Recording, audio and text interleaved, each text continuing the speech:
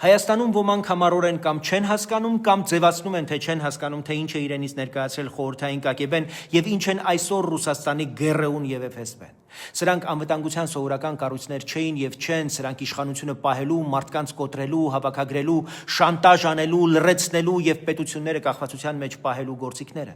Երբ ԿԳԲ-ի հետ գործակցությունը ներկայացվում է որպես սովորական բան, իրականում փորձ է արվում նորմալ դարձնել բռնությունը որպես կառավարման մեթոդ, իսկ սա ուղիղ հարված է մեր պետականության հիմքերին։ Գլխավոր պատճառն էլ պարզ է, ոչ 91 թվականին տվեցինք հստակ քաղաքական եւ իրավական գնահատական կոմունիստական ռեպրեսիվ համակարգին, ոչ 2018-ի հեղափոխությունից հետո հստակ իրավաքաղաքական գնահատական տվեցինք Քոչարյանի եւ Սերժ Սարգսյանի կառավարման տարիներին, իսկ երբ սահման չի գծվում,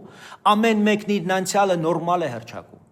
Գերմանիան նացիզմը դատապարտեց ոչ միայն խոսքով, այլ պետականորեն Նյուրնբերգյան դատավարությամբ արգելեց գաղափարախոսությունը եւ դրանից հետո սկսեց բարոյական վերականգնումը։ Գերմանացիները դատապարտեցին համակարգը, որպեսզի այն չվերադառնա նոր դեմքով։ Լեհաստանը, Չեխիան, Բալթյան երկրներն անցան այս նույն ճանապարհով։ Մեզ էլ նույնն է պետք։ Հստակ գնահատական ռեպրեսիվ համակարգին եւ հստակ սահմանում։ Ով ծառայել է այդ մեքենային, չի կարող տնօրինել հանրային վստահությունը։ Սա ազգային անվտանգության նվազագույն պահանջ է եւ չափանիշ։